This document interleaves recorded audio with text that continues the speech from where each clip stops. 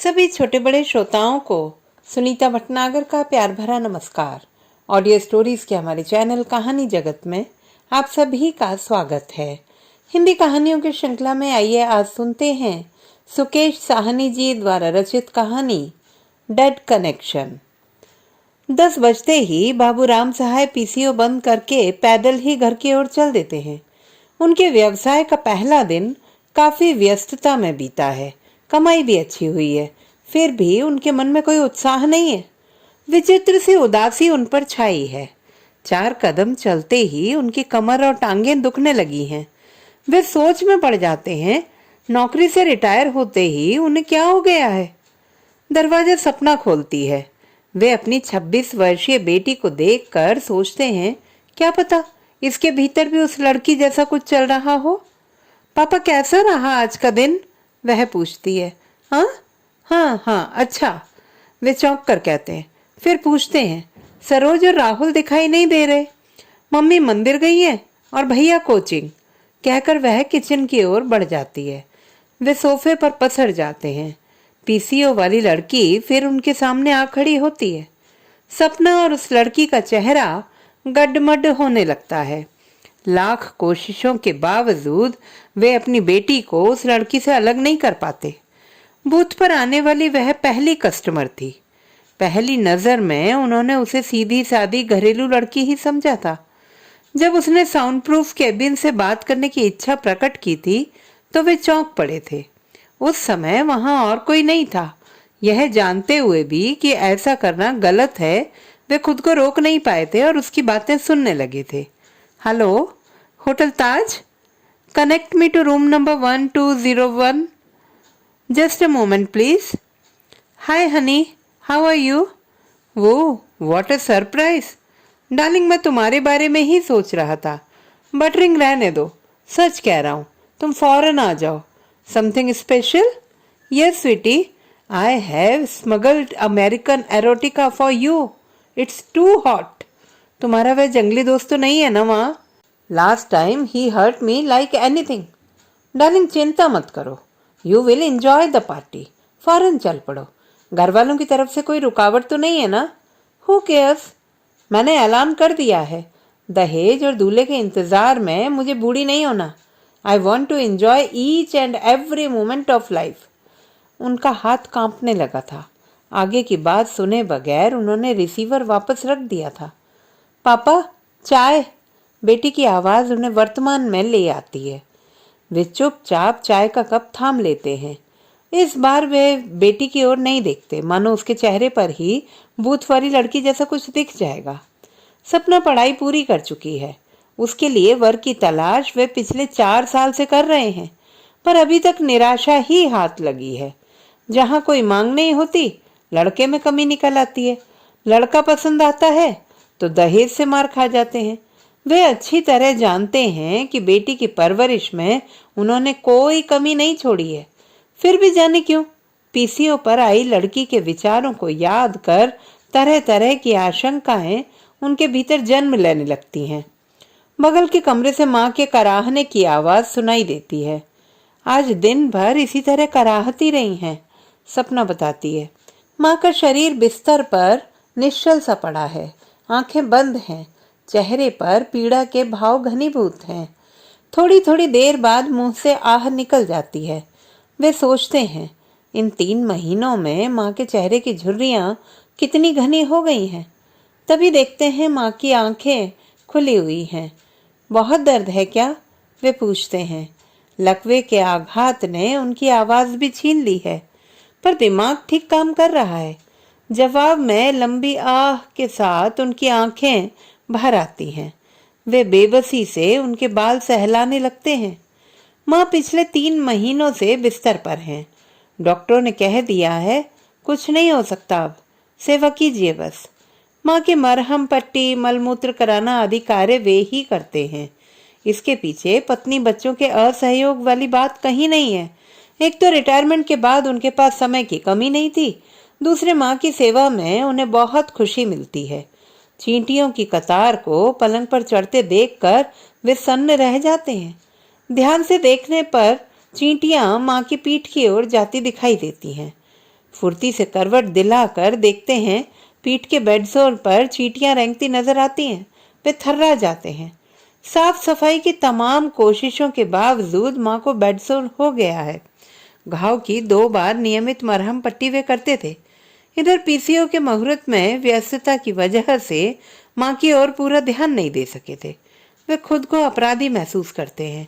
सावधानी से जख्म की सफाई करते हैं, फिर बिस्तर बदल देते हैं। चींटियों से निजात मिलते ही माँ शांत हो जाती है। वे चिंता में पड़ जाते हैं। अब उनको दिन भर पीसीओ पर रहना पड़ेगा। माँ की देखभाल पत्नी को ही करनी पड़ेगी। ख्यालों में वे फिर पीसीओ पहुंच जाते हैं। नहीं, मैं नहीं आ सकती। तुम्हें तो पता ही है, अपने पिता के आगे ये किसी को कुछ नहीं समझते। मैं तो खुद ही इस नरक से निकलने की सोच रही हूँ। मुझे तो बुढ़ऊ के पास जाते ही उल्टी आती है। मैंने तो साफ कह दिया है, मुझसे कुछ नहीं होने का। इनके भाई बहुत चालाक हैं, सब के सब। 3 महीने से कोई झांकने तक नहीं आया। नर्स कहाँ रखने देते। मेरा बस चले तो मैं अस्पताल में डलवा दूं, झंझट कटे। अभी कहाँ मरने वाला है। तुम तो जैसे इन्हें जानती ही नहीं। ये तो मैं ही हूँ जो 40 सालों से निभा रही हूँ। उस औरत की बातें सुनकर वे सोच में पड़ गए थे। पति पत्नी एक ही छत के नीचे रहते 40 साल बिता देते हैं, बच्चों को जन्म देते हैं, उनकी शादियां करते हैं, और यह सब बिना प्यार के मशीनी अंदाज में होता चलता है। शायद इस औरत के पति को कभी पता भी नहीं चलेगा कि उसकी पत्नी जीवन पर्यंत उससे नफरत करती रही। उसी समय सरोज का चेहरा उनकी आंखों के सामने आ गया था। क्या पता वह भी उनके प्रति ऐसे विचार रखती हो। उनका दिल डूबने लगा था। प्रसाद, सरोज मंदिर से लौट आई है। वे खोए खोए से पत्नी की ओर देखते हैं, फिर दोनों हाथ प्रसाद ग्रहण करने की मुद्रा में बढ़ा देते हैं। पत्नी के साथ बिताए गए 35 वर्ष किसी फिल्म की तरह फड़फड़ाते हुए उनके सामने से गुजरने लगते हैं। इन दृश्यों में वे उन अप्रिय प्रसंगों को तलाशने लगते हैं जहां उनसे पत्नी के प्रति जागती हुई हो। क्या बात है, परेशान लग रहे हैं? वह चिंतित हो उठती है। दुकान की कोई बात है क्या? ऐसा कुछ नहीं है, थकान है बस। पत्नी को अपने लिए चिंतित देखकर उन्हें अच्छा लगता है। वे सहज होने की कोशिश में पूछ लेते हैं, राहुल अभी तक कोचिंग से क्यों नहीं लौटा? 10 बजे से पहले कभी लौटता है क्या? मेहनत तो बहुत कर रहा है। मुझे तो उसकी चिंता लग गई है। उन्हें पीसीओ पर हुई डोनेशन वाली बातचीत याद आती है। वह आदमी अपने बेटे के इंजीनियरिंग में दाखिले के लिए 1 लाख देने को तैयार था, जबकि दूसरी ओर से डिमांड 1.5 लाख की हो रही थी। शायद वह 1 लाख से अधिक देने की स्थिति में नहीं था, क्योंकि फोन रखते ही वह रुआंसा हो गया था। क्या सोच रहे हैं? यदि राहुल कंपटीशन में नहीं आया तो क्या करेंगे? लाखों रुपए डोनेशन देकर एडमिशन दिलाने की हमारी औकात तो है नहीं। इंजीनियरिंग में एडमिशन के लिए दिन रात एक कर रहे राहुल का भोला भाला चेहरा उनकी आंखों के आगे घूम जाता है। वे सीने में विचित्र सी सुलगन महसूस करते हैं। थोड़ी देर तक कमरे में सन्नाटा छाया रहता है। चिंता क्यों करते हैं, सब ठीक हो जाएगा, पत्नी दिलासा देती है। कहीं दूर टेलीफोन की घंटी बज रही है। Train train train train. इस रूट की सभी लाइनें व्यस्त हैं। कृपया थोड़ी देर बाद डायल करें। Please dial after some time. Hello पापा, आप जल्दी ही कुछ कीजिए, नहीं तो ये लोग मुझे जला देंगे। किसी ने रिसीवर टीवी के आगे रखा हुआ है। एक चुम्मा तो मुझको उधार दे दे, और बदले में दिल्ली पंजाब ले ले। Train train. हेलो, करवा लूंगा साहब, हो जाएगा साहब, पहुंचवा दूंगा साहब। जी जी जी साहब, जय हिंद साहब। कृपया डायल किया नंबर जांच लें। Please check the number you have dialled. Hello Bansi. हाँ, कल हम मुंबई पहुंच रहे हैं। पार्टनर चाहिए पिछली बार जैसा, स्कूली। All lines of this route are busy. Please dial after some time. Hello, party line? Yes, I want to share my sexual fantasies with her. Train train. Hello, बुढ़ऊ ने नाक में दम कर रखा है, मरता भी नहीं जो जान छूटे। Train train train train train train. American Erotica? It's too hot. This number is changed. Please dial 197. यह नंबर बदल गया है। मैं ही हूँ जो 40 सालों से इनके साथ निभा रही हूँ। ट्रेन ट्रेन, सपना कहती है। दहेज और दूल्हे के इंतजार में मुझे बूढ़े नहीं होना। स्मैक का धुआं उगलते हुए राहुल दहाड़ता है। क्या किया है आपने मेरे लिए? सरोज, हमारे बच्चे।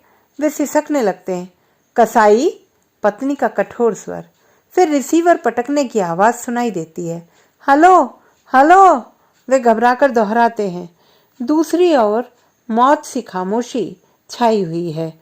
झल्ला कर फोन डिस्कनेक्ट करते हैं। डायल टोन नहीं लौटती। हेलो हेलो हेलो, वे बौखलाकर चिल्लाने लगते हैं। पत्नी झिंझोड़ कर उठाती है। क्या हुआ है आपको? वे हकबकाए से पत्नी को ताकते रहते हैं। उनकी समझ में नहीं आता कि वे पीसीओ से घर कैसे पहुंचे। तो दोस्तों, ये थी हमारी आज की कहानी। आपको कैसी लगी कमेंट बॉक्स में लिखना ना भूलें। चैनल को सब्सक्राइब करें, लाइक करें और मित्रों के साथ शेयर करें।